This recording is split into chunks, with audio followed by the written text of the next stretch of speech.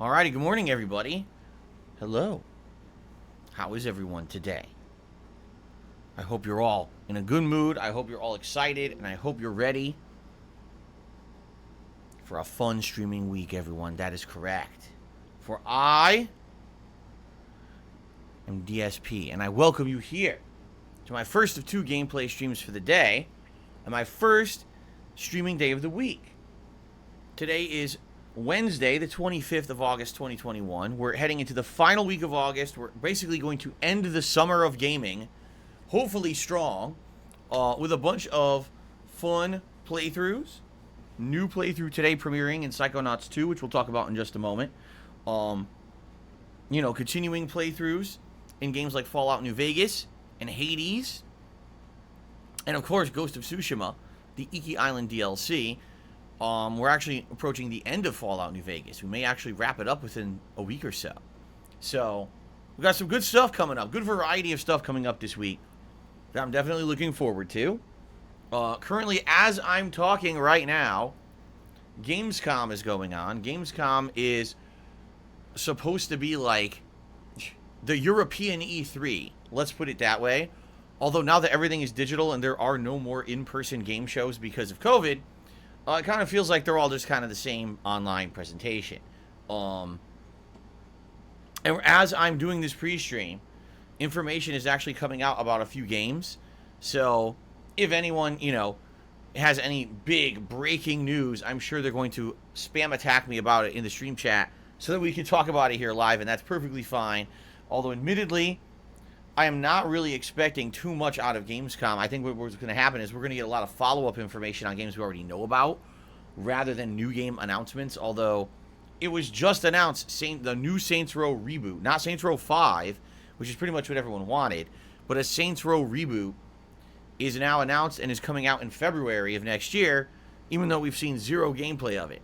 And we'll talk about that in just a moment. All right, we will. We'll talk about that on the pre-stream. No worries. Okay? So, anyway, guys, welcome to the stream. Since undoubtedly everyone is going to ask me about yesterday, my day off, it was a very, very, very, very busy day. Very busy. Again, it wasn't a day where I really got to kind of relax with my wife, but instead it was a day where we were bouncing around doing a million things, appointments and the like. It was still a good day because even though it was warmer than it has been, it was still cool compared to how it's been the entire summer. So we didn't have a day where it was like, oh my God, we're sweating profusely every moment that we're out, which is a good thing. Although admittedly now I'm looking at the weather. I say admittedly, I don't know why I keep saying admittedly. I'm looking at the weather now, and it doesn't look like we're going to have much hot weather left this year. It looks like the hot weather is actually behind us. We're only going to be in the 70s or lower. That's degrees Fahrenheit, by the way. So that's a good thing. And really nothing else to talk about yesterday. It wasn't an incredibly eventful day. It was just a busy day, going around getting all kinds of supplies and things and getting as much done as I could. So I'm back. I'm back now. This week, guys, just so you know, all right, this week is a shorter streaming week. I'm only here for one day, and then I'm off again on Friday. No, I'm just kidding. I'm just kidding. No, of course not. No, it is a shorter streaming week. All right, and I am beginning today and ending on Sunday instead of Monday. Typically, I would do 6 straight days of streaming. But this week is only 5. Why? Because I need to have my, I need to get my day off a little earlier. We have an important appointment on Monday. That was the only day we could get the appointment. And because of that, I need to have Monday off. And I apologize wholeheartedly for those of you who are usually expecting 6 straight days of streaming. You're only going to get 5 this week. I know. I know you guys are very upset. Okay? I know you're very upset about this. Actually, if things go according to plan, it looks like 2 straight weeks, my Monday will be my day off. So I'll have a 5-day streaming week this week, but then next week it'll be a 6-day week again. But it'll actually be streaming Tuesday to Sunday rather than Wednesday to Monday like I've been doing. Okay? So let's talk about the streaming week and what you guys can expect. So today it is the premiere of Psychonauts 2, the long-awaited sequel. And when I say long-awaited, I mean people waited like 16 years for this. Seriously, because I think the original Psychonauts came out in like 2006 or something like that. I played it, but I played it when they remade it for the Xbox 360. If you remember, many years ago. I remember it was a long time ago. It came out during the summer. I remember because it was a dead summer. And that game came out during the summer, and I played it, and I enjoyed it. This was before I was an interactive live streamer. This is when I was doing, I believe it was direct capture. I think it was direct capture. I could be wrong, though. I'm trying to remember exactly when it actually came out. I remember thinking it was pretty good, but at the same time, it was definitely like an outdated game. Like, you could tell it was an older game. But I definitely enjoyed it. So, you know, the sequel being developed for so long, I was excited for that until it took so long to make. And of course, everyone knows my long-standing, I don't want to say it's a grudge, but just my long-standing issues with Tim Schafer as a game developer. Tim Schafer, who in the 1990s made a lot of the point-and-click hits, such as Secret of Monkey Island, and then later on went on to make other games like Psychonauts, then decided to make a crowd-funded game about a decade ago called Broken Age on the PC. He squandered all the money. He either overspent in certain areas or literally just pocketed some of it, because the game came out in 2 waves. The first wave was pretty interesting, pretty good, I would argue. I think it was about 5 hours long and had some interesting graphics, environments, voice acting from known people, known actors like Jack Black, and it wasn't bad at all. And then the second half of the game, which was delayed, finally came out, and to everyone's dismay, it was literally the same game again. It was the same exact environments, the same exact characters. He didn't do anything new with the second half of the game at all. It was like he was rushing to finish the game and didn't really care about the ending. So he basically just slammed it together and put it out as a, redoing the same shit. And it sucks because I really had a good impression of Tim Schafer up to that point. But when someone does that, like, he took millions and millions of dollars to make that game. That game was not a $1 million game. That game was like, you could tell it was like a side project to what he really wanted to do. Probably what he wanted to do was make Psychonauts 2. And he couldn't get the budget to do it. So he decided to make this, really rip-off point-and-click game. Ripped off so many people. And the thing that got me about it is, it seems like people just forgave him for it. I mean, undoubtedly, if you play the game, you know the second half of the game is definitely unfinished garbage. But people are just like, oh, it's Tim Schafer, so it's all good. Like, what? No. Who cares if it's Tim Schafer? If someone rips you off, they ripped you off, man. And I'm upset because I bought the game, and I felt like I only got half the game. I can only imagine how people who invested in the game via Kickstarter to make it get made might have felt about the second half of that game. But it really seems like people just forgave him. Like, overall, just, oh, well, whatever, forgive him. Now, Tim Schafer, apparently, in the last decade, he became a very polarizing guy, especially with the things that he said and done on social media about social justice. I don't follow any of that, nor do I give 2 fucks. I'm the kind of person that, as I've told you guys, I can separate the person from the body of work that person puts out. Even though I might not personally like a person, if they put out stuff that I enjoy, then I'm not going to hold that against them and say, oh, I will never, ever partake in anything from this person. You see what I'm saying?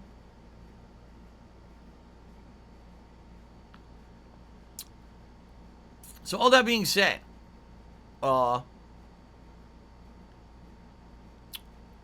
it's been so long since this guy has put out something. So long, seriously. And finally he's putting out a game. I hope it's good. The reviews say it's good. And my attitude here, again, is I'm going to enter this with an open mind. I'm going to enter this with the attitude of, hey, let's play the game for what the game is. Forget about all the drama. Forget about all my history with this guy and my feelings towards him. Instead, let's actually just enjoy the game and see if it's good. And if it's good, great. Right? If it's good, then fine. Let's focus in on that. Let's enjoy the game for what it is. And I'm happy about that. So let's see what happens. By the way, pretty good that it's on Game Pass. Because in this case, unlike Broken Age, many years ago, if the game ends up being underwhelming or feels like it's unfinished, I didn't spend any money on it. You see? And I've been talking about this recently, and I'll talk about it again. Game Pass is changing the way that we enjoy games. It really is. It's allowing you to delve into stuff with zero risk and massive reward. Since you're not spending any additional money from the very manageable $15 a month or whatever it is, close to that, subscription fee. All right? If this game sucks, who cares? Right? Recently, I played games such as The Medium and Last Stop. And I'll tell you right now, if I had paid for those games, bought them for $20, $30 a pop, if not more, because who knows how much they really cost, right? I would have been very disappointed with how they ended. Because those endings, in the case of The Medium, poorly written, no ending at all, which they tend to do with horror games and horror movies these days. No definitive ending. That always pisses me off. In the case of Last Stop, it's one of the most ridiculous endings I've ever seen in my life. The last 2 hours of the game have nothing to do with the rest of the game. It's just a way out there crazy zany shit. And because I didn't pay for it, I didn't really care. But if I had bought those games, I might have been very upset. That's how they ended. You see? So Game Pass gives you the ability to enjoy something more for the ride than the total picture. You see what I'm saying? Since I'm not paying extra money to play this game, as long as I'm enjoying myself at some point during that experience, I feel like it's not wasted time. While overall, if you buy a game outright and you spend a good amount of money on it, you want a total package experience. You want good gameplay, you want good graphics, you want an entertaining story, you want something that feels fulfilling when you beat it. Those are the kind of things you look for in a game review if you're a responsible game reviewer. But it's actually becoming increasingly tough for me to criticize games I'm not paying for. You know, and if anything, what I would say is this. Now I'm kind of seeing the perspective of all these game reviewers who over the years got everything for free. These game reviewers who literally get review keys and copies of every game in advance of the release. So they play it early, right? They play the game early. They experience it before anyone else. They don't invest anything in it. I'm just being honest. I see it very difficult to harshly criticize a game when I didn't lose anything by playing it. You see what I'm saying? And I think that's a very skewed opinion. That's why I think about all these game media outlets these days, and I say, how can you even trust a single word these fuckers say? They don't invest anything in what they're playing. They literally get a review copy and rush through the game as fast as they possibly can to pump out a review on the internet to get clickbait views. Like, this is what they do. And I don't understand why people think that's valid. They didn't pay anything, so there's no investment at all. If that game sucks, they don't feel, oh man, I got ripped off or I got wasted my time and money. They don't feel like that at all. Okay? So, Game Pass is genuinely changing stuff. I would argue it's for the better when it comes to the individual, like you and I. But, it may be for the worse for game developers. Because a story just came out this last week. I guess this is a good time to talk about it. I know we're going to go through the schedule, but this is a really good time to talk about it. The makers of Outriders. You guys might remember earlier this year there was this game called Outriders, a co-op looter shooter that everyone says kind of does it right. It's maybe it almost feels like the end game of what looter shooters should be. It's really well polished. It's a great game. Guess what? The people who made the game have made $0. Zero. They have received no money from the publisher Square Enix. Despite the fact this game has sold millions and millions of copies worldwide, they've made no profits at all. And they're, people are questioning what's going on. The game developers are like, we actually don't know. We've asked our publisher Square Enix, and they're not answering us. So the only thing that we can guess is that the game has not turned a profit. And the only thing that we could think of, like, why wouldn't it have turned a profit, is maybe the Game Pass deal. Maybe all these people who got it on Game Pass, maybe we get, like, nothing from that or very little. Like, what is the turnaround on a Game Pass download versus an outright purchase of the game? We don't know.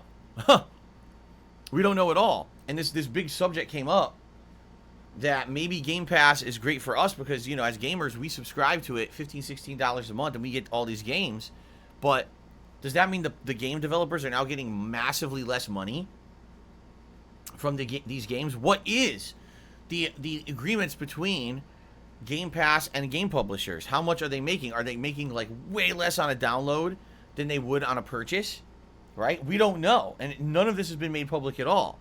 You would just assume that it would be profitable. Why would they agree to have their games on Game Pass if there's no profit to be had from the downloads? That doesn't make any sense at all, right? And I've been telling you guys, like, I am now playing games under Game Pass that normally I never would have. For example, I wouldn't have bought The Medium. I would not have bought Last Stop. Those are two games that outright I probably never would have played if it weren't for Game Pass. And those are games that I played fully and enjoyed. So hopefully those publishers, those game developers are at least going to get something out of my playing and enjoying their games. But the question is how much, and you know what I mean? Like, is it really profitable? This is so odd. It is. It's so fucking odd that nothing is transparent about this right now. Because everyone is so positive about Game Pass, Microsoft shoving it down your throat. Get Game Pass, Game Pass, Game Pass. That's great, but what about the people who make the games we like? Are they actually, like, are they making money, or are they getting ripped off? Because you realize they're not going to continue to make games if they can't make money. That's the point of business, right? Is to make a profit while you do something that you are enjoying. So, I don't know. I guess we're going to have to see what happens here. With Game Pass in the future. This is like the first taste of wondering what is going on, because how can a game that was that popular, that got ridiculous amounts of downloads and plays, not have made $1 of profit? That's kind of weird. Okay? Alright, so anyway. Psychonauts 2 on Game Pass. I have no investment in it being good. So I'm just going to play it for whatever it is. You know? And I'm happy about that. I'm not going to bring in my preconceived bias about Tim Schafer. I'm just going to play the game and hopefully enjoy it. The thing is, Psychonauts 1, even not having played it originally when it came out in 2006, I still played it like 10 years ago, right? Like, I'm trying to remember exactly when it was. But I know it was one of those summer times back in the day when there was not much going on, and the HD re-release of the game came out, and I played it, and I liked it. But I actually don't remember much about it at all. It was so long ago, you know? So, I guess we're going to find out today, live, as I start to play it. I hope it's good. I really do hope it's good. Okay, later tonight, on the late stream, I'm going to be continuing on, with my playthrough of Hades. And I'm excited for this because last time around, I did significant upgrades. Okay? Significant upgrades to my character, including an extra revive, a new weapon, all kinds of good stuff. And I'm excited to see now, doing this run that I'm doing, can I get to Hades and beat him this time now that I have the extra revive? We're going to find out. I'm really enjoying playing Hades. I hope you guys are enjoying the playthrough, even though this is something that I'm not going to be doing consistently. Like I said, when I can squeeze in a stream here or there, I will. But it's definitely not considered a new release for me. It's something that I'll be playing on and off when I have time. So I'm having a good time with it. I hope you guys are too. More tonight, 6:45 p.m. Pacific time. Okay? Tomorrow, Thursday, it will be the continuation of the Ghost of Tsushima Iki Island DLC, which I've also been very much enjoying. The game is absolutely gorgeous on PS5. I'm getting back into the swing of the gameplay mechanics now. Last time we did all side content. Like, I seriously got so wrapped up in the side content of the game, I didn't do a single piece of story. But that's how this game is. That's exactly how Ghost of Tsushima is. It's a game that gets you so wrapped up in the fun side stuff that you end up taking just as much time doing that as the story, but you have just as much fun. But we will be focusing on story when I go back to it tomorrow as the main gameplay stream. Okay? Then tomorrow night, it will be the continuation of Psychonauts 2. I will be doing more Psychonauts 2, so 2 straight days of Psychonauts progress. On Friday, we're going to mix it up a bit, and on Friday, it's going to be a major stream of Fallout New Vegas, hopefully getting far into and possibly even completing the Lonesome Road DLC. This is really the major final component of my playthrough of Fallout New Vegas, because after that's done, The only thing left to do in the game is either side questing that's kind of, superfluous to the plot, or just heading into the finale of the plot, doing the Mr. House plot line. So we'll see how it goes on Friday. Maybe we'll beat Lonesome Road, maybe we won't. But I'm looking forward to the conclusion. It's one of my favorite playthroughs in a long time, and it's been the ongoing playthrough of the summer. It's finally coming to conclusion within the next couple of streams. So let's see how it goes. And then Friday night is my weekly throwback session of old school Street Fighter fun. I love playing old school Street Fighter every week, even though sometimes it's better than others, admittedly. And I'm looking forward to more this Friday. Then on Saturday, I believe I'm going to do Psychonauts as the main gameplay stream. I think that's what I had set myself up for here. Let's double check that, actually, because I want to make sure I'm saying the right thing here. I was absolutely correct. Psychonauts 2 is the main stream on Saturday. Saturday night, we're doing something completely different. Because this week, I don't know if it's the beta or the alpha, but it's an open opportunity for everyone to, at least for the very first time, try Call of Duty Vanguard hands-on. Okay? Everyone's asking me to play it. I actually was like, I'm not sure if I'm going to play it or not. And then the other day, everyone's like, oh, you got to play it. Why would you not play it? It's free, play it. So I'm going to do it, but I'm going to do it Saturday night. Even though I think it launches like Thursday, okay? But the reason I'm doing it Saturday night is for two reasons. First of all, because by Saturday, the game, if it has any issues, this beta or alpha, they should have worked them out. You know what I mean? Like, let's say it launches and it's like fucking running like shit or not working at all on, say, Friday. Hopefully by Saturday night, they've figured that stuff out and it should work smoothly. The other thing is, I really am on the fence if I'm going to even play Call of Duty this year. Because between Battlefield 2042 as well as Halo Infinite, I'm already going to have two first-person shooters that I'm excited to play. And quite frankly, with the fact that Call of Duty has not really made very good decisions in the last few years, the fact that this year Vanguard's supposedly running on the fucking Modern Warfare engine, which I absolutely hate. I hate the Modern Warfare engine. I think that thing's clunky, messy, and shitty. I like the Black Ops engine way more. So, to me, I just got to kind of shake my head and say, I don't know what they think they're doing here. Who are they listening to? I don't know. Obviously not the right people, in my opinion. But anyway, we're going to see how this is on Saturday night and maybe use this as a guideline, as an initial idea of what the game is, to see if I'm actually interested in checking out the game, later on. We'll see. Okay? We shall see. The other thing is, of course, everyone's yelling, oh, Activision Blizzard, Activision Blizzard. So, everyone hates them. All right, then on Sunday, it's going to be Ghost of Tsushima DLC again, paired with Microsoft Flight Simulator. This week, we're going to Pittsburgh, Pennsylvania. And then other stuff. I actually don't know where else we're going to be going, okay?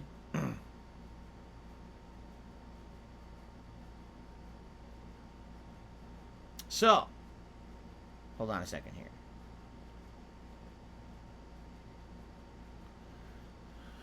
So that's the streaming week. We've got Psychonauts and Hades today. We've got Ghost of Tsushima and Psychonauts tomorrow. We've got Fallout New Vegas and Street Fighter on Friday. We got more Psychonauts 2 and the Call of Duty Alpha on Saturday. And then we've got Ghost of Tsushima and Microsoft Flight Simulator on Sunday. That's the streaming week. Okay? And that's the conclusion of August, really. After that, we're coming back and starting up September. So we're heading into essentially the busiest gaming season of the year. The fall is right around the corner. September is going to have some really awesome high-profile releases, in particular in the second half of the month. First half of the month's a little slow. Second half of the month, things pick up. So I'm excited for the future. Of course, the fall brings all kinds of fun stuff. Talking about, getting ready for my upcoming Halloween special event and all kinds of fun stuff, right? Always a good time. So, very good, and thank you guys for chilling with me today and listening to the schedule, all right? Woo! Okay, one thing I'll bring everyone's attention to, guys, this is the final week of August. This is our final opportunity to try to hit our membership goal for the month, all right? The membership goal was 275 members. When I came into this month, we had about 230 to 240 members, which is why I was like, oh, this will be great. I don't think it's going to be a big leap to get to 275. But if anything, guys, what we're seeing, sadly, is that it is going to be a slow struggle and a slow climb to try to get growth on this channel on YouTube. And I feel there's a couple reasons for that. The first is that still not everyone has come over from Twitch to YouTube, right? It seems like some people will come here when there's a new release, and then they kind of, all right, whatever, and then they're back to Twitch. You know what I mean? There's no discovery on YouTube at all. When I'm playing something new, there's no one searching on YouTube and saying, oh, I want to see someone playing this hot new game on YouTube on a stream. No one does that. Everyone just goes to Twitch, you see? And the other thing is, let's be honest here, there really have not been, in general, really high-profile releases going on. There just haven't been. All the games that have been coming out this last month have pretty much kind of been like, all right, filler experiences, you know? Really, what really blew us away in the month of August? The most original game in August was 12 minutes, but it was a game that was beaten in 6 hours, you know? There really hasn't been unique and groundbreaking gameplay experiences. There haven't even been any AAA profile releases. If you really think about it, everything's kind of been an expansion here, right? A filler summer game there. So it is what it is. I was hoping that doing Game Pass stuff and doing Xbox Series X stuff for the first time for a full month here would bring in support. I would argue that in the realm of Super Chats and the realm of tips, it did. But sadly, it just didn't convince many people to become members of the channel over the course of August. All right? Coming up in September, when we hit September, there will be a new monthly members goal here on the channel. And that goal, if it's hit, if we hit that amount of members, we're going to be doing a Halloween gaming marathon this year. On Halloween, I'll be dressing up in costume. I'll be playing a wide variety of games that you guys will be nominating and voting on, some of which undoubtedly will be horror games, but there will likely be other games in the mix as well, depending on what you guys want to see. This year, especially because of Game Pass, I will have a lot more options. Let's put it that way, right? There's so many games under Game Pass that would easily be playable during this event. Okay? So, I'm looking forward positively to the future. You know, you have ups and downs. This month, in my opinion, the streams went well. In my opinion, the support was good. The memberships just were not good. Let's be honest, okay? I will hope to see, with all the bigger games coming out in the next few months, we will see an increase, hopefully, in both viewership and memberships. That would be nice. And I guess we'll see. I guess we'll see. All right? Fair enough. All right. Ladies and gentlemen, I'm an independent content creator. What that means is that I'm not partnered with anyone. I'm not in any kind of sponsorship with anyone. I am a man alone on an island. But people like what I do on this island, and they come to visit me frequently. They, for 13 years, have joined me on a daily basis to see what I'm all about and see how different it is when I make content versus others. And people appreciate that, because if they didn't, I wouldn't still be here, because I'm fully crowdfunded. I am not someone who makes paydays from other things behind the scenes. It's you guys supporting me daily on the live streams that allow me to continue to do what I love for a living. And I really appreciate that. I do. Thank you so much every day for coming out to my streams, for hanging out with me, for interacting with me, and of course for going above and beyond for those who do, and directly supporting my effort to keep putting out this kind of unique content. All right? You know, when you watch my stuff, I'm being genuine and honest with you. I don't pull any punches, and I also do my absolute best to give shout-outs to every single person who contributes and supports my efforts to keep doing this, because I so appreciate that you guys like this content so much that you will come out and support it every single day. All right? Thank you in advance for any contributions that anyone may give today. Allow me to explain a few of the ways you can do that. You can either become a channel member, which I've already kind of discussed here. If you do become a channel member, you get many benefits, including getting a highlighted name in the chat, getting a cool chat crown badge to show how long you've been a supporter. You get access to all of my emotes, which are 19 in total and climbing. And of course, you do not have to abide by the slow-mo rules of YouTube here. You know, you'll be able to talk as much as you want, which is really cool. All right? You can also do a super chat. If you do a super chat or super sticker, those are ways you can contribute through YouTube itself, where you get a highlighted message here on the stream. Sometimes you can even get a cool like emote or message thing, you know, dancing around on the screen. Both of those ways of contribution are greatly appreciated, and they're through YouTube.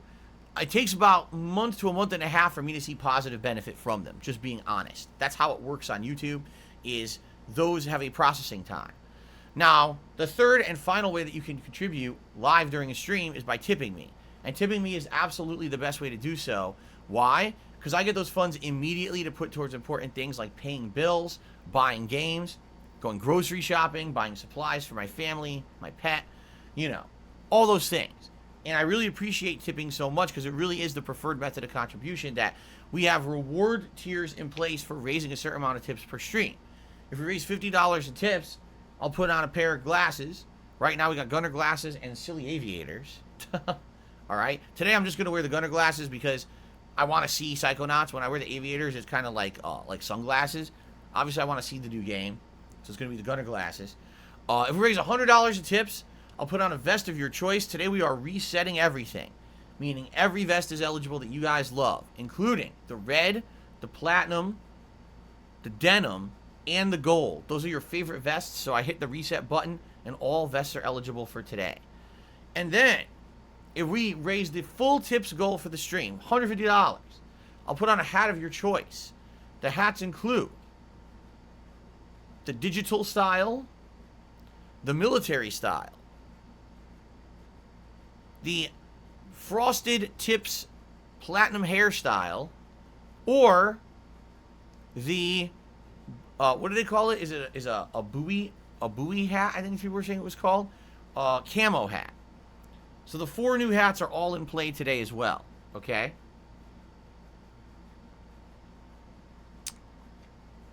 So awesome. Anyone who contributes in any way, thank you. All right. I really appreciate that. I will give you a shout out as long as you're being positive and you are in line with the rules of the stream. Hopefully we can hit the tips goal today. That would be outstanding. We did not hit it last stream, so it would be absolutely great if we hit it today. Thank you in advance to anyone who contributes. Okay? All right. Now, before we get to shout-outs for contributions, I have a few news stories I would like to talk about today. Okay? So, let's talk about those news stories, shall we? First of all,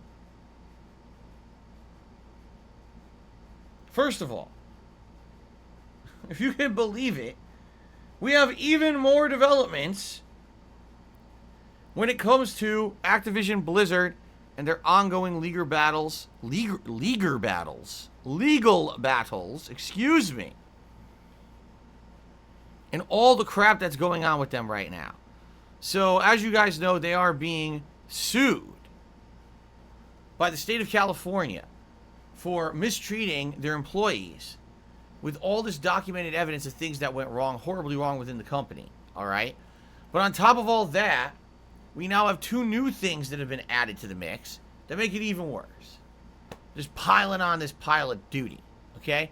First of all, the state of California has expanded their lawsuit because they realized the wording that they used originally in their original lawsuit was not good enough.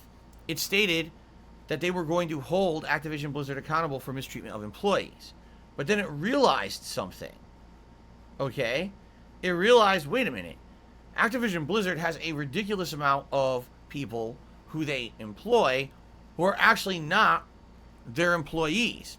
They have contracted workers who come in and temporarily will fulfill a contract. And even those workers have been mistreated by Activision Blizzard. So they expanded their wording to now say anyone contracted by Activision Blizzard, so that they could include temps, they could include these contract workers, not just people who are under the banner of a full-time employee. So that's number 1. Number 2, now that the investigation has been going on for a couple of years, and once the investigation was officially filed as a lawsuit, you know, more information has to come out, and actually legally Activision Blizzard is required to provide information to cooperate with the investigation. Apparently it has now come out Activision Blizzard instead decided to shred documents that were critical evidence in the case. They instructed their HR department to just start shredding. Yeah. So just think about this. This lawsuit was initially first announced, and the initial response by the heads of Activision Blizzard was, oh, it's all fake. This is all blown out of proportion. Don't believe what they're saying. Behind the scenes of saying that publicly, they instructed their human resources department to destroy the documents that were evidence that they had done something wrong. So while they were publicly saying we did nothing wrong, internally, they told their own employees to destroy the evidence that they were doing things wrong. So, it's like, I'm sure when you're innocent, you destroy all the evidence, right? So, it's pretty obvious at this point, even though we haven't even seen a single piece of evidence presented, it's true. Why else would they have been doing that? It doesn't make any sense at all. So, holy shit. I mean, how bad could it possibly be over there? You know? Now, the funny thing about this is, this story broke, 3 weeks ago, a month ago? And I've definitely seen some attitudes change on the internet in regards to this story. And allow me to explain what I mean by that. Basically, the way I see it is, people are upset with the company, admittedly for good reason. I don't want people being mistreated because they're working at a major AAA game company.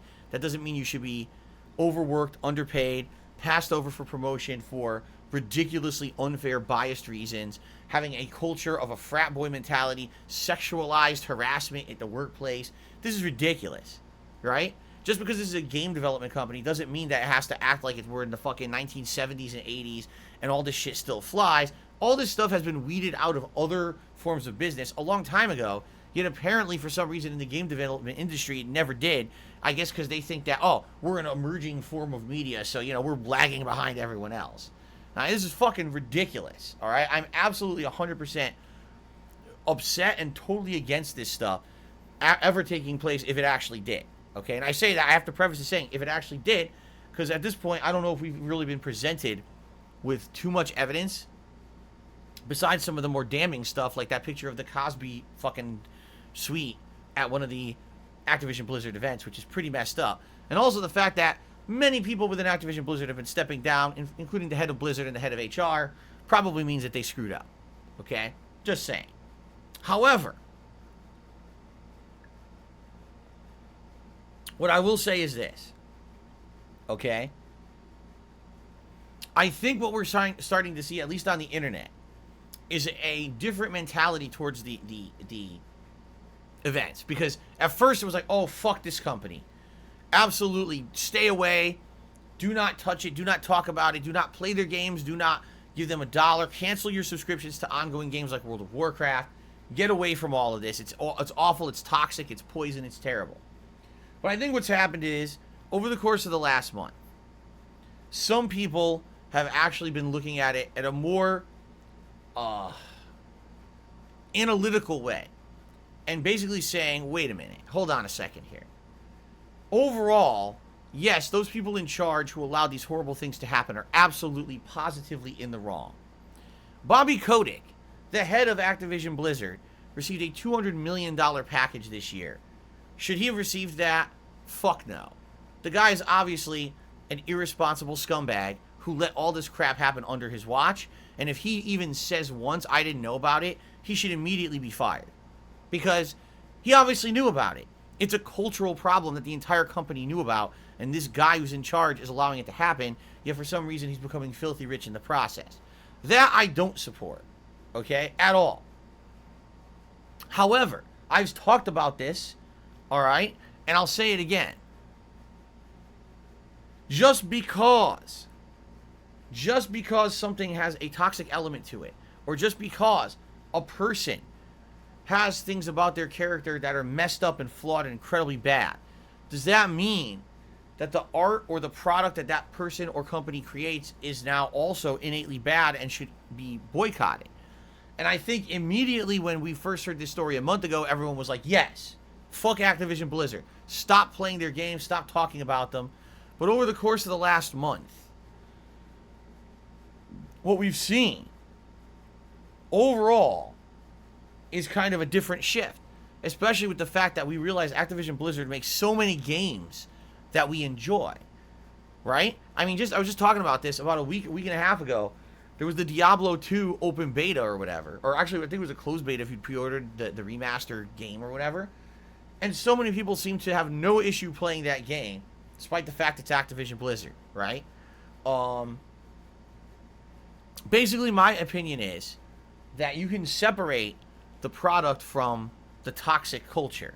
All right, there are people, many people who work at Activision Blizzard, the line level people who busted their asses to pump out these games, right? Do you really think it was Bobby Kotick sitting at the fucking computer coding Call of Duty? Do you really think that's who it was? You know, no. It's the line level employees who bust their ass to pump out these great games for us all the time. All right, and admittedly, I can understand someone saying, I don't want to, line the pockets of these rich motherfuckers even more when they're doing these horrible things. They don't deserve it, right? But at the same, you know what I'm saying? Like, for me, it's hard because, yes, I feel bad about what's going on over there. Absolutely. I think it's completely fucked up. People should be held accountable. People should lose their jobs if they were responsible for this terrible treatment of employees. It should happen. At the same time, does that mean we cancel the whole company? You know, all the game franchises that come out of Activision Blizzard, all those jobs at stake, right? All those people, thousands of people who make these games all over the world for the company. Do we just say, fuck them? All of them? I don't know. So to me, I'm on the fence about the whole thing. Like, it's very hard to figure out how do you gauge your level of response? Do you just say, I don't believe in what's going on over there, but then keep playing the games you like? Do you say, well, maybe now I'm going to take a more managed approach to what I play from Activision Blizzard and say, man, maybe a game that I used to play all the time, maybe I'll just forego it this time around and see what happens? Or do you just outright, flat out say, I don't agree with what's going on over there, therefore that's it with that company. I'm blacklisting them, canceling them. I never play a game from them ever again, right? There seem to be 3 different levels of kind of response here. To me, at first I was almost outright going to be like, fuck this company. The truth of the matter is I don't really play a ton of games under Activision Blizzard anyway. I'm not a World of Warcraft guy, right? I'm not really heavily, I'm so excited for Diablo 2 Remastered. Not really. I mean, maybe I would like to play it as a chill stream, but it's not something that I would be heavily playing as a major playthrough. For me, the real decision would come with Call of Duty. Call of Duty Vanguard, all right? Now, I'm not opposed to trying out this alpha this weekend and just seeing what the hell the game is, but, outright buying the game, I don't know, man. Like I said, especially because this year, it's a little different. This year, okay? This year, Call of Duty has competition for the first time in a long time. They're not going to be the only major studio pumping out a competitive first-person shooter. You're going to have Battlefield 2042 and Halo Infinite. You have 2 completely viable competitive options instead of playing Call of Duty Vanguard. So it's kind of like the perfect storm. You know what I'm saying? And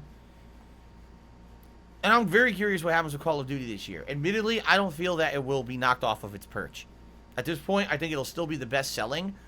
I don't know if it's going to sell nearly as well as it normally would. I think this might be the beginning of the end of toppling the king off of his throne, per se. Okay? But I don't know if everyone who's out there who plays Call of Duty every year, and everyone out there who makes content of Call of Duty and has now found it basically a means to an end. I play Call of Duty every year. I don't necessarily love it, but hey, I pay my bills doing it. I don't necessarily see those people jumping ship to another franchise because of this lawsuit. You see what I'm saying? So let's see what happens. I'm definitely going to check out the alpha on Saturday, but I'm definitely on the fence about buying this game this year. There may be many factors involved, including, do I like the game? Does it play well on this Modern Warfare engine that I actually don't like? And what happens with this lawsuit between now and, what is it, October, November, when this is coming out, right? I guess we're going to find out, okay?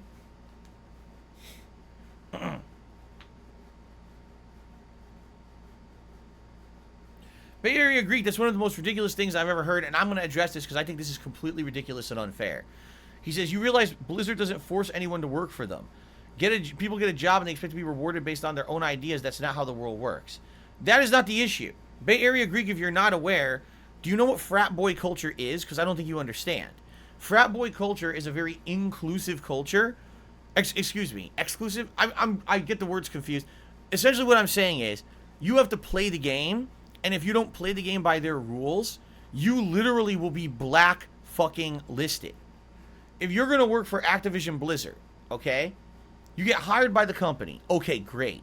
You're working for the company. All of a sudden, you start getting mistreated by the company for various reasons. It could be your gender. It could be they just don't like you. It could be because of the frat boy mentality. The guy who works at the cubicle next to you is buddy-buddy with all the up and ups, so he gets all the promotions while you're working your ass off and you get passed over. You could be getting sexually harassed. Okay? And if you speak up, that company will blacklist you. Do you know what that means? That means that essentially they put the word out that you're a troublemaker, that you're a rabble-rouser, that you're someone who you would not want to hire for your company, because if you do, you're going to cause them internal problems. This person is irresponsible, and all they did was complain since they started working here. Obviously, they're not grateful for working at Activision Blizzard, therefore you shouldn't hire them. Next thing you know, even if you quit Activision Blizzard because you're being mistreated, you can't get a job in the rest of the industry. That's how it works, man. That's what I mean. Like, you don't seem to understand that this is how industries like this work. Word spreads, and next thing you know, you're on the list where you can't get a job anymore. What if gaming is your passion? What if you absolutely love making video games, and you start working for a company that ends up being a horror story to you, and then you try to do what's best for you, and you get fucked permanently for the rest of your life? Oh, that's fine, right? Of course it's not. And that's what they're trying to stop with this lawsuit. It's not entitlement. It's not. It's not entitlement that these people are seeking. It's just being treated fairly and not being harassed. That's a very different situation. Okay?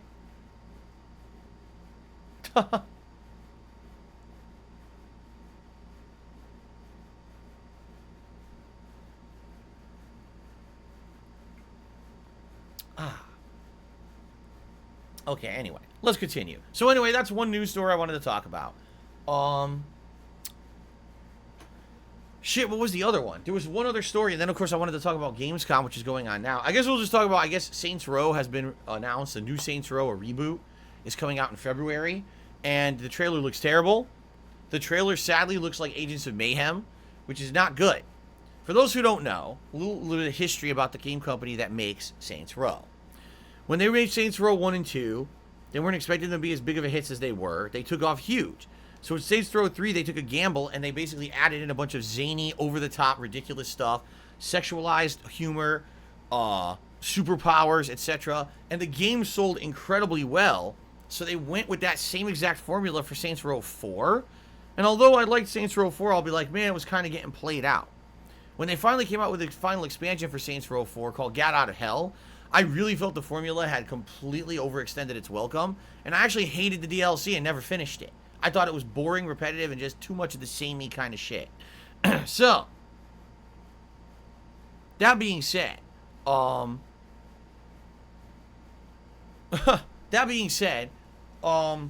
they came out with a game called Agents of Mayhem years later.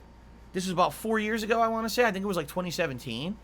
And Agents of Mayhem was weird because it had gameplay mechanics similar to Saints Row, but the plot was different. Come to find out, Agents of Mayhem was supposed to be Saints Row 5, but somehow, somewhere in development, stuff got changed around and shuffled around. Basically, the game had pretty good third-person shooter action-based gameplay, but that was it. The plot was absolutely terrible. It didn't have any of the humor or the charm of Saints Row. It just felt like you were playing with a team of superpowered people shooting a bunch of generic enemies for, a good 15, 20 hours. It was incredibly boring. All right, the graphics weren't bad.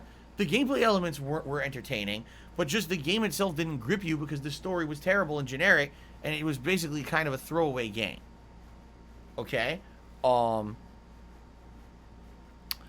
that was the last time we heard from the guys who made Saints Row, and we were all kind of hoping that they actually would return to their old formula that worked of, good humor and in the writing, and colorful characters or whatever. But apparently this trailer that they put out today, sadly, it's not very good. People are like, this looks exactly like Agents of Mayhem, only now they're saying it's officially Saints Row. It almost feels like the game developers lost their way. This happens. But you know what? You don't know what's really going on. There might have been just a few people who were the driving force behind the Saints Row franchise for many years, and those people maybe have moved on. And now you got the leftovers trying to make the franchise and continue it on, and they just can't do it. You know, I don't know. But I'm disappointed because I liked Saints Row. You know, Saints Row 3 and 4 were 2 playthroughs that I did that were very popular back in the day. And a long time ago, of course. But I remember these playthroughs, people came out and really loved them. There's something fun, zany, over-the-top combat, silliness. You know, they were very, very entertaining. And now it seems like the franchise has completely lost its way. And I don't even know if rebooting it like they're claiming they're going to do here is going to work. If it doesn't have the feel of the old Saints Row games, then, you know, I think that they're kind of following suit with everyone wants to reboot everything, but it doesn't mean that it's going to be good or that people are going to embrace it. I guess we're going to have to find out. Outside of that, I believe Halo Infinite just got its release date, right? Didn't someone just say it was November 15th, right? Is that confirmed? Because if so, I'm putting that on my calendar, like, right now. Because I want to have the release date locked in. Let's take a look here. Is it November 15th?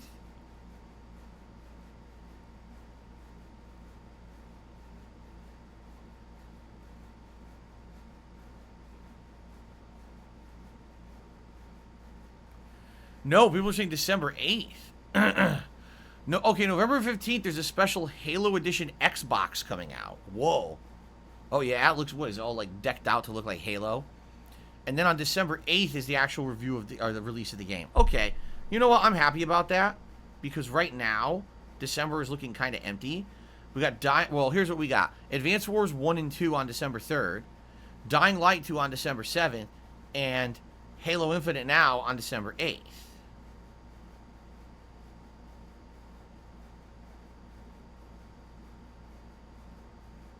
What the frick? What the fuck did I just hit? What is this? What? How did I put a spreadsheet into my notes? What is going... I didn't even know you could put a spreadsheet into the notes on iPhone. Alright, I deleted it. I don't know how I did that. Okay. Carlton Jr. says there's a new Marvel XCOM style game called Midnight Suns. I know what that is. That's a bunch of, like, horror-themed characters from the Marvel universe. And he says that's coming out in March. That's interesting. Huh. Okay. So that's good. So at least now, I'm happy about that.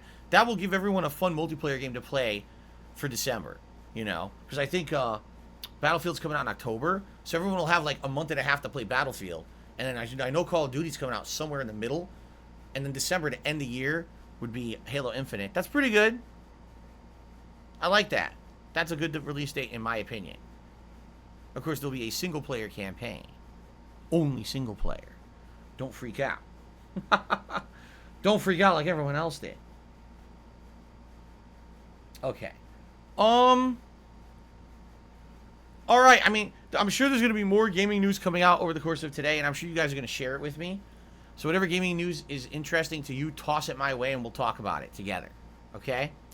Let's do shout-outs. We start off with a shout-out for Amplitory, who did a first super chat of the day, and he says they should actually take action firing the offenders.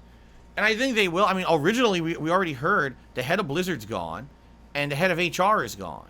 Even though they may not be the offenders, they're in charge and let it happen, right? So they needed to go because they were the ones who didn't shut down the crap that happened, right? But I agree with you. Now what they got to do is they got to find the individual offenders. And they need to get them the fuck out of there.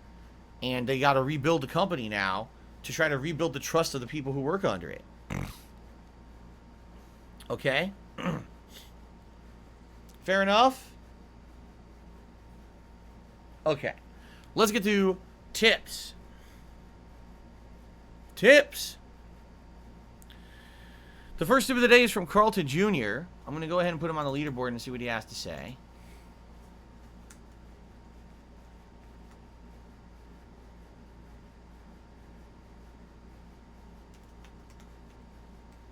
$1.50, right? Or $1.49.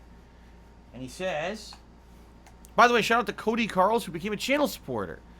Thank you, Cody Carls. I will add that immediately before I forget, because if I don't do that now, I likely will forget to add it later. That's a Back up to 222. If you haven't noticed, guys, every time I take a day off now, we lose members, which makes no sense because everyone claims it's auto-renew, but people don't renew automatically, so I don't understand that process. But thank you, Cody Carls. All right, now, Carlton Jr. says, looking forward to you playing Psychonauts 2. The first is interesting. The first game I personally saw dive into the human psyche and directly address mental health. Hopefully your issues with Schafer won't screw your opinion, and you'll give it an honest shot. And as I've already explained on this very pre-stream, I will not let anything that happened in the past influence my opinion in the present. Chocoboco did a $1.49 tip. He says, I can't believe we're wrapping up August already. You did so much streaming, the time goes by really fast. Yeah, I agree with you. This has been a crazy month because this was the first month where it was mostly Xbox Series X that I played. You know, every once in a while I went back to PS5 for something, but it was mostly Xbox. I mean, what a summer. If I didn't have the Xbox Series X, it would have been a very different summer for us, right? But I had a ton of fun. You guys were an awesome audience. Thank you so much. Disgruntled Licer Soul to the $1.49 says, when are you going to stop being an asshole and start playing good games like Leisure Suit Larry, Wet Dreams Stay Dry? I'm not even going to answer. I'm just going to say thank you for the tip. And then Disgruntled Licer Soul to me, $4.20. He says, would you agree I'm a better fan than Derek, Carl, and PW Dubs? They're all, what? He says, they're all dumb fucks that insult you in detractor shit. First of all, Derek never has been involved in that. What are you talking about? That is absolutely ridiculous that you would say that. I'm just going to call you DL, because that's Disgruntled Licer Soul. There's no way I'm typing out that giant name. How dare you say that about Derek? That is incredibly insulting that you would ever say that. Now, you want to say that about Snow Carl and PW Dubs, maybe you're right, I don't know. But Derek, how could you, sir? That is ridiculously over-the-top insulting. And you better apologize profusely if you wish to stay. Oh, my goodness. Tox Knox, to me, $1.49 says, funny you heap so much praise on Game Pass now. When people suggested using Game Pass before, you would refuse and claim there was nothing to play on it. It was a waste of money. What on earth are you talking about? That literally never happened. Like, people were saying use Game Pass. I was like, oh, man, I wish I could. I don't have an Xbox Series X. Right? If you remember, what I said was there was no exclusives.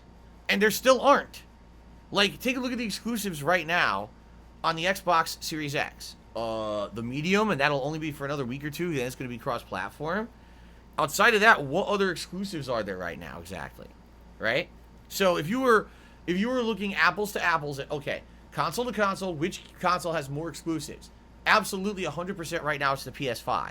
Are they good exclusives? I didn't say that. I actually think Returnal is one of the most overhyped, overpraised games I've seen in many years. I actually don't think it's a very good game at all when you look at it compared to other roguelikes. I think the game got way overpraised because it was a PS5 exclusive. Okay? Now, if you compare, again, apples to apples, Game Pass to PS Now, which are similar services, I would argue Game Pass is better. Game Pass has a better selection of games. It's getting new games added regularly. It's easy to just have these games, you know, auto-download and play. It just seems seamless. You know, today, Psychonauts 2, I had the game already loaded for please let me play it on release day. It already automatically downloaded. All I needed to do was apply a patch this morning. And I'm good to go. You know, Game Pass in the last month has added tremendous value for me. For all the games that I've played on stream and everything, right? I doubt I would have gotten anywhere near that if I had been doing PS Now, right? But I don't know what you're talking about. When did I ever say that Game Pass is worthless? This has never happened. This sounds like you projecting onto me. This is, you know, I never did that at all. My problem was I never knew when I was going to be able to get an Xbox Series X. And I even said back in June when they did their big presentation for E3 and they said, this will be on Game Pass. This will be on Game Pass. Day one, Game Pass. I was like, shit, I need an Xbox Series X now. Up to this point, I didn't see the value. Now the value is there. You see? Okay. Chicken Man tipped me $1.49. It says Game Pass has 23 million subscribers as of April 20th, 2021. So if you times that by the price of the product, it's triple-digit millions of dollars a month. They pay companies to have their games on Game Pass. I'm sure they pay a lot to have games on Game Pass. I'm sure they do, but again, we have to wonder, how the hell is it that Outriders, a game that sold millions of copies, made no money. Something's up. Something's up, and by God, we got to get to the bottom of it, because I've had enough of this bullshit. Carlton Jr. tipped me $1.49. Says, about Outriders, it may be more so Square Enix's end. Microsoft was supposed to have paid Square for the rights to put it on Game Pass, pay them for the downloads, and then Square profit shares that with the dev. Maybe not in their contract. I don't know. Similar thing with Disney Plus and Scarlett Johansson. Well, we don't talk about that because we don't talk about movies, but for those who don't know that what that reference is, Scarlett Johansson is suing Disney Plus, or Disney in general, because she alleges she was originally in her contract promised that Black Widow was going to be theaters only for its launch, and that she was going to receive a certain cut of the theater proceeds, and then later on it will become digital release on Disney Plus. Well, we know because of COVID, things changed, and it was a co-release between theaters and Disney Plus, making it essentially the lowest grossing Marvel movie ever, because almost no one went to theaters to see it. And she's like, well, that was my payday, and you took my payday from me because you broke our contract. So she is suing Disney for this. Okay? So I guess what you're saying is, what if it's the same deal, right? What if there should have been a certain amount of profit per sale, but now because it's under Game Pass, those sales didn't happen, and so they don't make any money on it? What is the contract? That's the thing. We don't know the contract. Without knowing the contract, we can't answer this situation. You see what I'm saying? Chicken Man tipped me $1.50 and says, the Call of Duty Alpha is not a typical multiplayer. It's only one game mode in a 3v3 or 4v4 mode. They showed story campaign gameplay at Gamescom. The game looks like ass. Like actual ass. It looks like a big bloated pimple-covered ass. That's disgusting. Oh, man. Gotta get some fucking Preparation H for that shit. Anyway. I wonder why you say it looks like ass.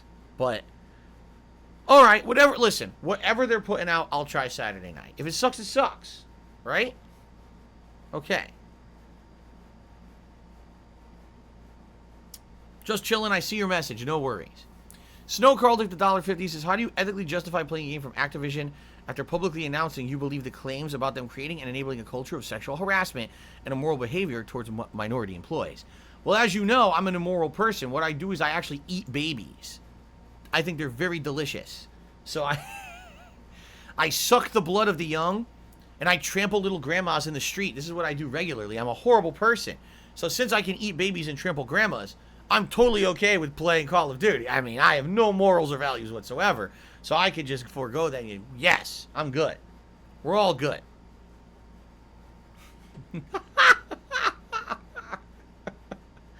No, I already answered this question.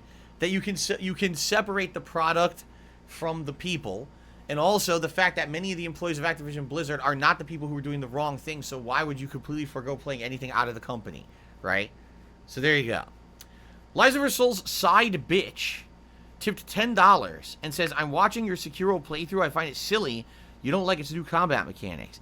This game could have easily been what Bloodborne 2 was going to play as. The combat's way more technical and complex than Dark Souls or Bloodborne.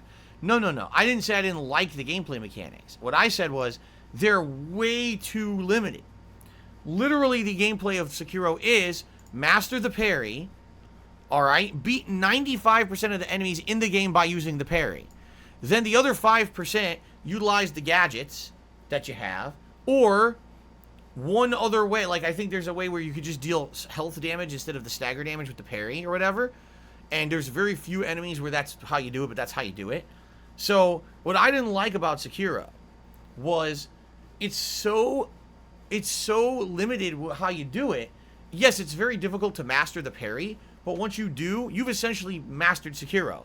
You can't go back and replay Sekiro with a different build. It's the same game. With Dark Souls or Bloodborne, you could go back with a totally new weapon or a totally new build and replay the game in a different way, and it's fun and varied, and you can do multiple runs, and that's one of the major appeals of FromSoft games. You cannot do that with Sekiro. Sekiro is literally, you beat it once, and you've basically seen it all, because of the way that the game's built. It's flawed innately from what they've already put out. I'm not saying that it's not good, I'm saying it's too limited. After I'll give you some perfect perspective here, okay? I played every From Software game in the Soulsborne style, okay? Dark Souls 1, 2, 3, Demon Souls, and Bloodborne. All of those games, I've always been requested to go back and replay them multiple times and try different builds and different runs because people feel that there's a lot of entertainment value in seeing someone take on those games in a different method. Okay? People wanted to see me go back and say, try it this way, you'll really like this, it's different, right? Sekiro, I've literally never been requested that at all. When I beat it the first time, that was it. I started a New Game Plus run and people were like, just stop. Just stop. We've already seen it, right? This is not entertaining anymore. You know the parry system, you're dominating everything, just fuck this. Don't play it again. So I didn't. I gave up, I never played it again. You see? So for me, that's my take on it, and you could disagree. If you think that the one and done kind of feeling of playing that game, Sekiro, is good, then good for you. For me, I didn't hate the game. I actually enjoyed the one run I did, but I was disappointed that it was just one run and there's no reason to ever go back. So, bewildered news. So this is the one I'm not supposed to read. I referenced this on the internet a couple weeks ago. There was a joke because for those who don't know, the governor of the state of New York State here in the United States, his name is Andrew Cuomo, has been mass accused of sexual harassment and sexualized conduct, inappropriate conduct against people, employees, all kinds of stuff, to the point where all this evidence finally masked so much that now he had to step down from being the governor of New York. So there was an article on the internet about it, and it was a joke. It was like, oh, Andrew Cuomo, after stepping down as governor for New York, has now been accepted in a leadership role at Activision Blizzard. And it's supposed to be a joke saying, you see, everyone at Activision Blizzard is essentially Andrew Cuomo. And it wouldn't even be surprising to hear that he was part of their management staff. That was supposed to be the joke. But some people actually took that satire site as truth. They thought it was real. It is not. It is supposed to be a joke. Okay? Okay.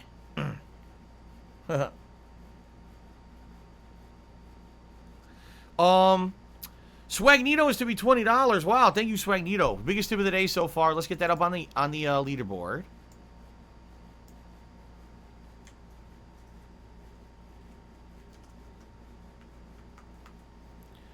So that jumps us all the way up to $45 in tips. Thank you. He says, have you seen the trailer for the game Blasphemic Wukong? Yes. The game looks fucking amazing. It runs on Unreal Engine 5. It seems like a giant leap in game development. Please check it out. I've already seen it. I saw last year's gameplay was when the game was revealed, and I just saw the new gameplay where he's fighting the crazy-ass white dragon boss. And it's not a typical dragon fantasy style. It's the Asian style that's like a giant flying worm or whatever. It looks insane. Like, seriously, the graphics look like, oh my god, that's crazy. And to think you're going to be, it's like an interactive CGI movie at this point, but it actually controls like an action game. So, yeah, it looks sick. It does. I hope the game ends up being as good as it looks. Because, man, the game looks really good. So I hope that it ends up being, more like Dark Souls or something like that, or maybe even Neo, rather than, say, Rise, Son of Rome, which is a tech demo and a terrible game to play. Okay. Chicken Man to me $1.49 said, Xbox One had Game Pass since 2017. You don't need Series X. Why did it take you 4 years to get it? Xbox One was always on Game Pass. Well, I'll tell you why. I'll tell you exactly why, all right? Because there just weren't enough games on there that I was interested in. If you take a look at the games that I've been playing, all right, take a look at all the games that I've played in the last month on Game Pass, all right? Microsoft Flight Simulator, Last Stop, Halo the Master Chief Collection, PlayerUnknown's Battlegrounds, okay, 12 Minutes, Grounded, Vermintide 2, all right? If you take a look at all these games, there's two things you can say about one or more. Well, actually, one of two things can be said about each of those games.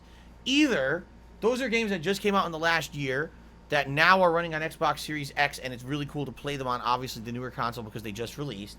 Or those are games that really ran poorly on Xbox One, but were running exceptionally well on the Xbox Series X. Just to give you a few examples. Halo Master Chief Collection did not run well on Xbox One. I remember playing it, and it didn't run great. If you remember, it didn't even work functionally at launch, and they had to patch in fixes to get the game to even work on the console. And even on top of that, it didn't look great. Are you kidding me about PlayerUnknown's Battlegrounds? You guys have seen how poorly that game ran on Xbox One. Microsoft Flight Simulator doesn't even work on Xbox One. You have to have a Series S or X. So do you see the point I'm making?